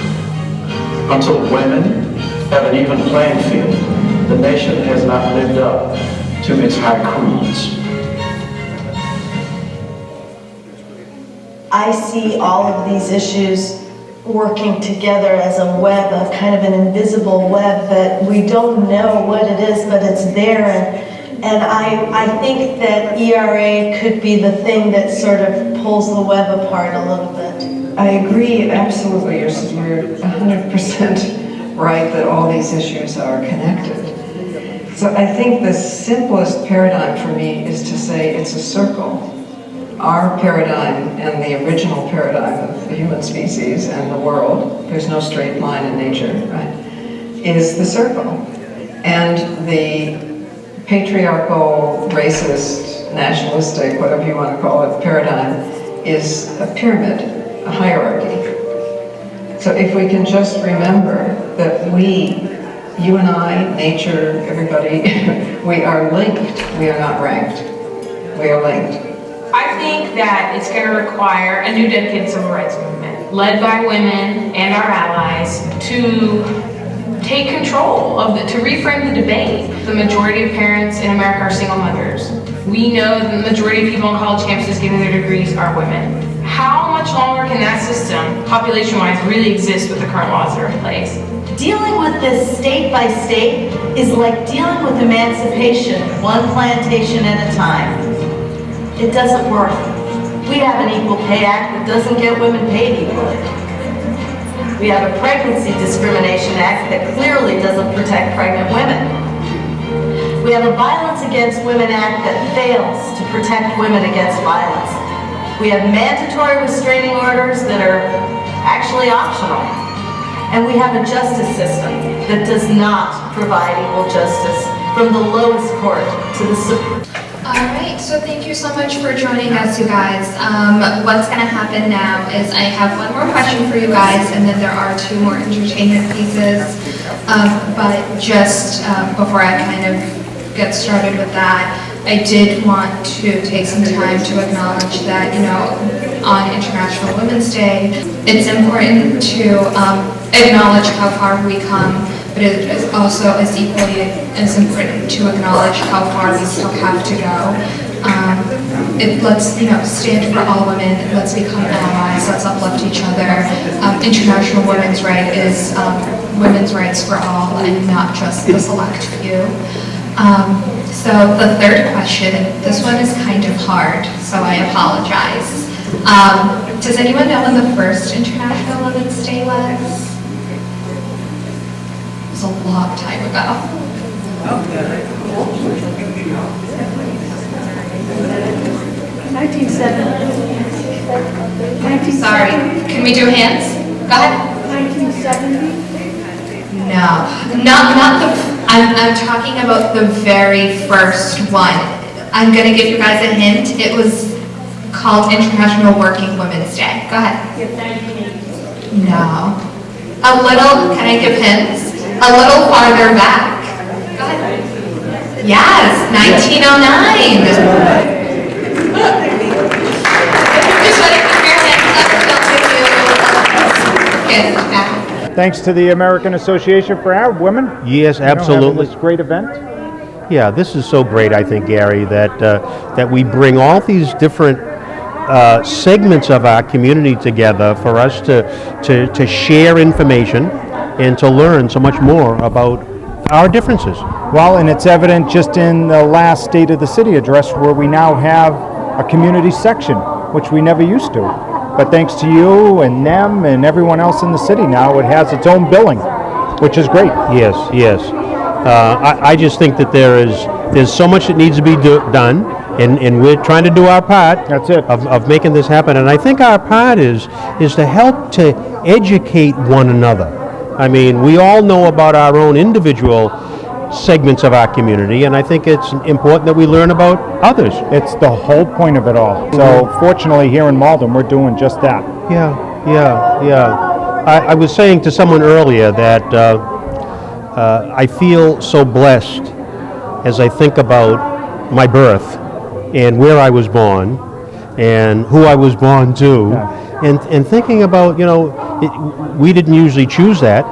You know, we could have been born in places that didn't have this love that is felt from neighbor to neighbor. Yep. My motto here in Malden, you can travel the world in 5 square miles. Oh, I like that.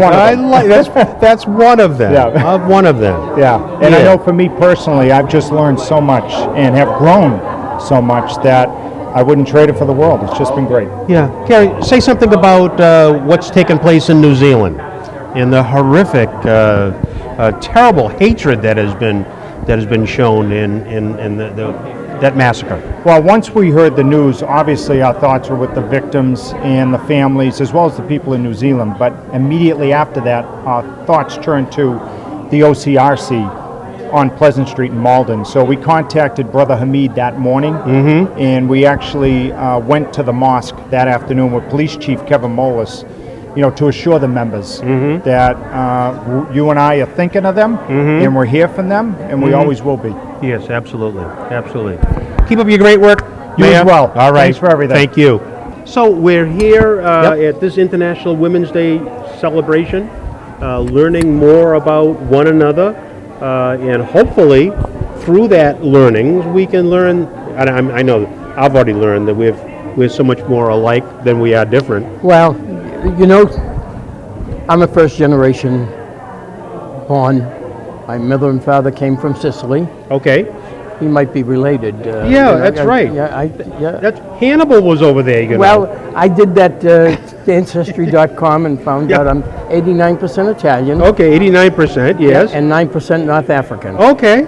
So we may be. Well, you know Hannibal, don't you? Yeah. Hannibal was the great African military leader. He went all over the place. And when he conquered sections of Italy, they were there for a long time. Oh, don't tell me.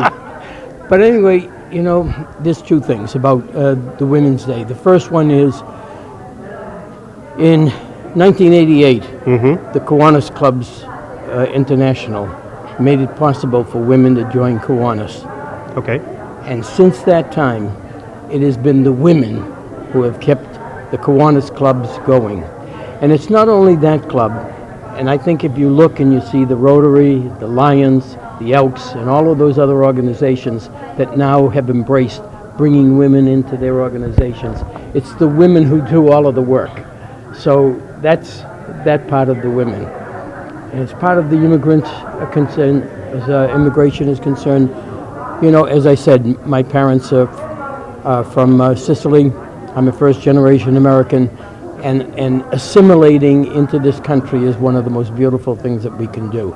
And we have to embrace people who are coming here, who want to come here to learn, to work, and to assimilate, and to help make this country better and that's the important thing that we want to do. 2 points. One is you mentioned about women and what the Kiwanis Club has done and women in important roles. Both you and I are elected officials. And when we think about, I'm sure as I do, you probably have the same experience, think about the people who have been your major supporters in your political history. Who have they been? They've been the women. They've been the women. Yeah. And look what we see in the African American community. Black women who are leading the forefront and who have always been behind the scenes. Well, they've been the ones who have been in charge in the households. They've been the ones who have been in charge in the streets. They're the ones who started the movement for civil rights. Yeah, and I think also that women have a sensitivity that us guys don't have. So again, we need to learn from one another, and I think celebrations like this help us to do that. And that's the important part. Say something about this horrific situation that just occurred in New Zealand, and what that means. It's the sadness that I think we all have, regardless of what religious aspect it is. It's people. I'm just so disappointed about society. Society, there's no more tolerance.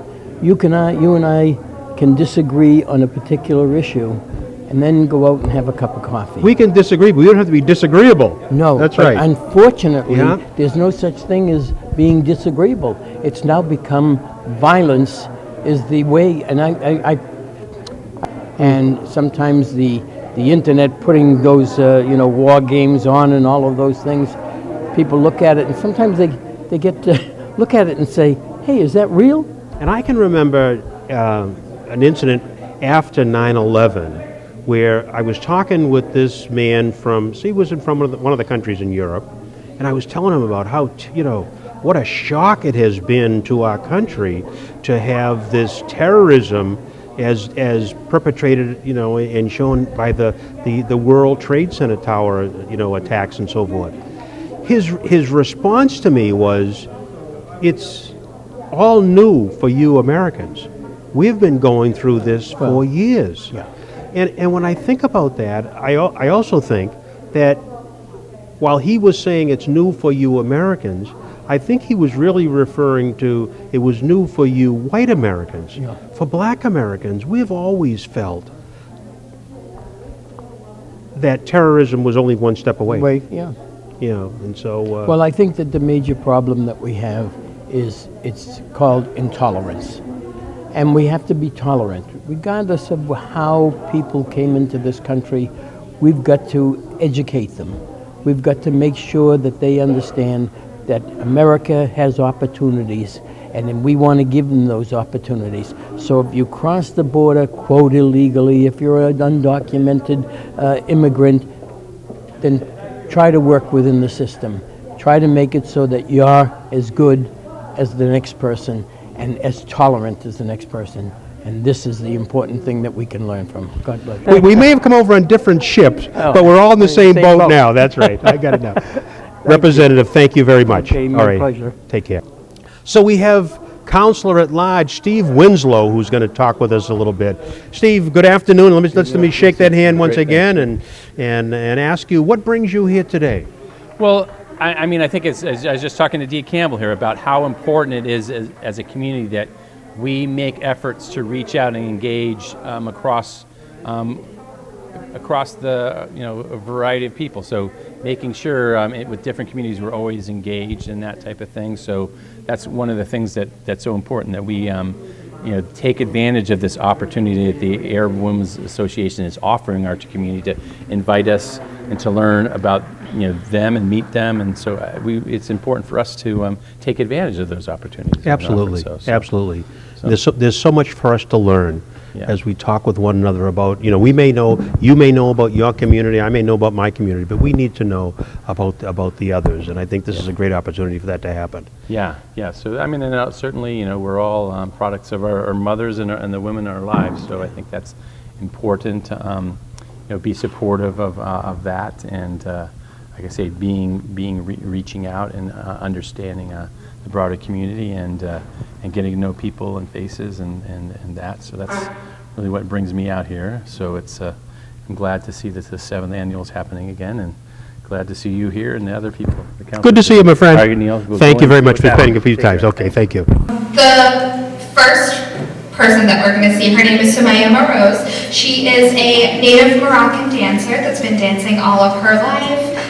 She started playing the drums when she was 13 at Moroccan weddings in Belgium, the Netherlands, France, and Germany. And she has, studied from teachers in the Middle East, Turkey, North Africa. She was here with us last year, and so many of you loved her that she came back. And then there will also be a Debka performance. And so Debka is a traditional folk dance that originates from the Levantine region of the Arab world. And that is Palestine, Jordan, Lebanon, Syria, and parts of Iraq. And so today the Boston Debka troupe is going to be with us. They are a group of young college students and young professionals that are dedicated to teaching, learning, and performing Debka. I know that they do hold weekly lessons for any of you that may be interested in learning after you see this performance, so don't be afraid to touch base with them. I hope you guys have had a good time and enjoy.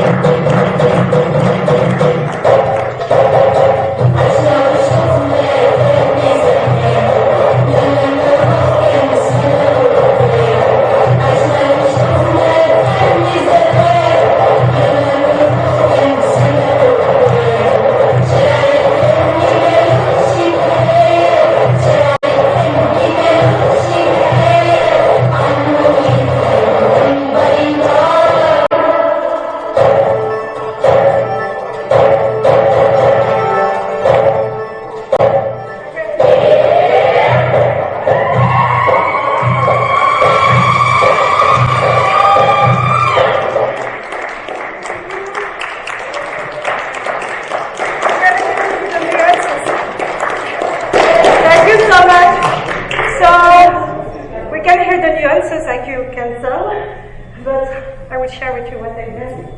So the first dance is a dance from Morocco. It's a folklore from south of Morocco, the region of Sousse. It's like my interpretation of the folklore because there is many different styles. It's a tribe dance and it's called ahwash or shluh. So this was the first dance. And then the second, when I did the spinning, it's called taksim. It's actually an improvisation on a solo instrument, which was this time the cello. And then the last dance, it was actually, the goal was to show you different style of Egyptian style, but we couldn't really hear the music. I think there is a problem with this. So it was different style of Egyptian style actually. It was like from shabi to tabla which means drums, and then beledi also. So the beledi style is like very figurate and very heavy. So it was to give you a test of different style of Egyptian style, and actually the singer, she said that she's the best dancer ever. Thank you very much.